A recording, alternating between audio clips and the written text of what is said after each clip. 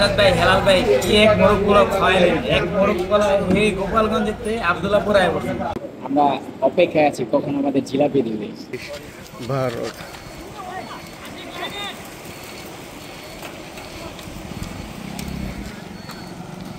আসসালামু আলাইকুম এভরিওয়ান, কেমন আছেন সবাই? আশা করি সকলেই ভালো আছেন। আজকে কিন্তু শেষ হয়ে গেল গোপালগঞ্জ সাইকেলিং কমিউনিটির GCC MTB mash race season 2। তো এখন আমরা ঢাকার উদ্দেশ্যে ব্যাক করলাম। সকালের রেসে খুব দারুণ একটা রেস উপভোগ করলাম। উপভোগ করার শেষে এখন আমরা ঢাকার ঢাকার উদ্দেশ্যে চলে যাচ্ছি। তো আবারও ঢুকে পড়লাম টেকের হাটের রোডে, যেটাতে প্রচুর হেডউইন ছিল গতকাল।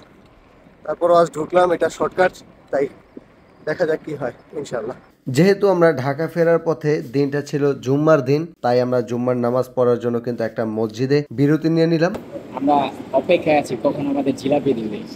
আর মানি ব্যাগ পাওয়ারও ছিল, তো আমাদের দুপুরের খাবারটা পাবো ইনশাআল্লাহ। এই যে মানি ব্যাগ পাওয়ারও ছিল, কি দুপুরের খাবারটা পাবো ইনশাআল্লাহ। অপেক্ষার ফল কিন্তু মিষ্টি হয়, আর আমাদের কিন্তু মিষ্টিগুলো অনেক বেশি বেশি পরিমাণে দিয়েছে। আলহামদুলিল্লাহ, আমরা জুম্মার নামাজ আদায় করে এখন কিন্তু আমরা আবারও যাত্রা শুরু করলাম। 10 কিলোমিটার আসার পরেই আমাদের একজন রাইডার অ্যাক্সিডেন্ট করছিল, তো আমরা আনফরচুনেটলি সেখানে ছিলাম না। তো আমাদের আরেকটি রাইডার ছিল, সে তাকে নিজ দায়িত্বে পাটা ডাক্তার দেখিয়ে তারপরে বাসে উঠিয়ে দেয়। তো সে কিন্তু চলে গেছে গাড়িতে। তারপরে আমরা নামাজে বিরতি নিয়ে নামাজ পড়ে রওনা শুরু, এখন আবার নতুন করেই যাত্রা শুরু করলাম। আমাদের আজকের পরিকল্পনা হলো আমরা একটু স্লো চালাবো, তবে অনেক দূর পথ যাওয়ার পরে তারপরে রেস্ট নিব।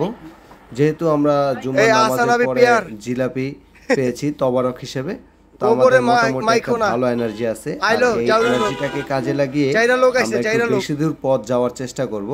আরেকটা কারণ হচ্ছে, যেহেতু আমরা গতকালকে প্রায় 106 কিলোমিটার, অনেকের 150 কিলোমিটার এই পথ পাড়ি দিয়ে আমরা গোপালগঞ্জে আসছি। আসার পরে আমাদের অনেকের ভালো মতন ঘুম হয় নাই, আবার অনেকের হয়েছে।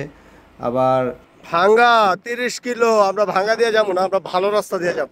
রেস করা হয়েছে, তাই ভাবলাম যে যাওয়ার সময়টা আমরা একটু রিল্যাক্সে যাই।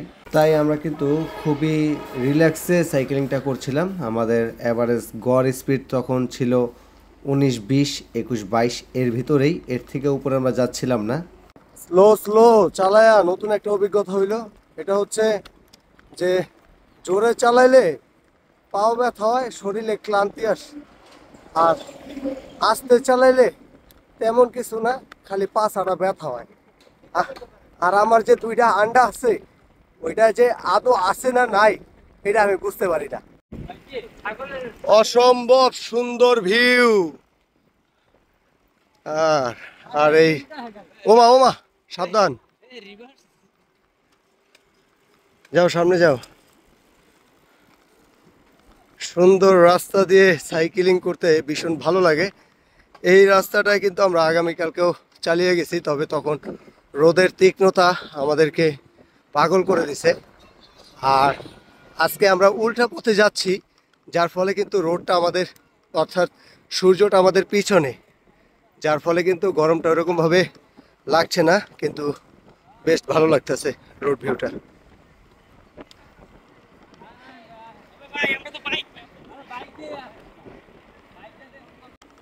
কি অসাধারণ রাস্তা! গতকাল আমরা দুপুরের ভিউ নিতে নিতে এই রাস্তা দিয়ে গিয়েছি গোপালগঞ্জে, আজ বিকালের ভিউ নিতে নিতে এই রাস্তা দিয়ে ছুটে চলছি ঢাকার গন্তব্যে। আমরা কিন্তু দুপুরের খাবার না খেয়েই কিন্তু আগাচ্ছি সামনের দিকে। সবাইকে বুঝাচ্ছি গ্রামের এই সুন্দর রাস্তাটা আমাদের উপভোগ করতে হবে।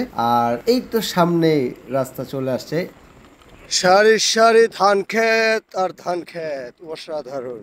সবাইকে উৎসাহিত করে কিন্তু আমরা অনেক দূর পথ আগালাম। এর কারণ হচ্ছে দুপুরের খাবারটা খেলে কিন্তু শরীর ছেড়ে দেয়, শরীর একটু রেস্ট চায়। আমরা এই মুহূর্তে আবারও কিন্তু যেটা মাওয়া এক্সপ্রেস মানে মাওয়া, আমরা এই মুহূর্তে আবারও পদ্মা সেতুর উদ্দেশ্যে ছুটছি। গ্রামের রাস্তা এক্সপ্লোর করতে করতে সূর্যনগর গ্রাম দিয়ে বের হলাম, এখন যাচ্ছি মাওয়ার উদ্দেশ্যে। আল্লাহ যদি আজকে একটা ট্রাক দ্রুত মিলিয়ে দেয়, তাহলে আর কি সন্ধ্যার সাথে সাথেই বাসায় পৌঁছানো সম্ভব হবে। আমরা চলে আসছি পদ্মা সেতু টোল প্লাজায়। বাজে 6টা 20। আমাদের অর্ধেক মেম্বারদের আমরা একটা ছোট পিক আপে পাঠিয়ে দিছি। এখন আমরা আছি 3 জন আর 4 জন, 7 জন আছি এখনো। এই 7 জন এখন আরেকটা ট্রাকের অপেক্ষায়।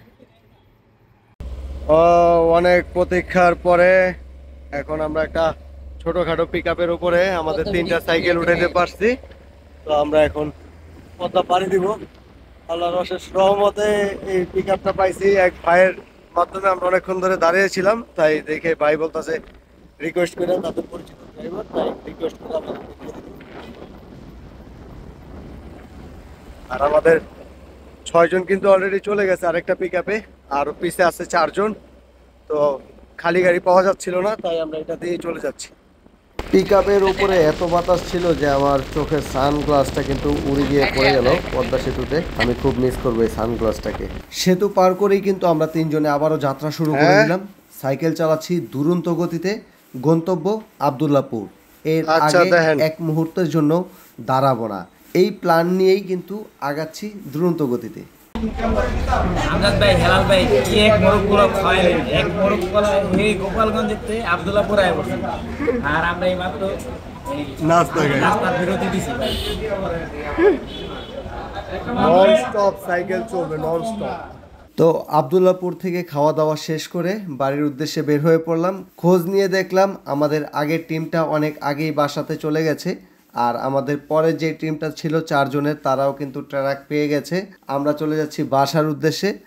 তো আজকের ভিডিওটা এখানেই শেষ করে দিচ্ছি। দেখা হবে পরবর্তী ভিডিওতে। সেই পর্যন্ত সবাই ভালো থাকবেন, সুস্থ থাকবেন। আসসালামু আলাইকুম।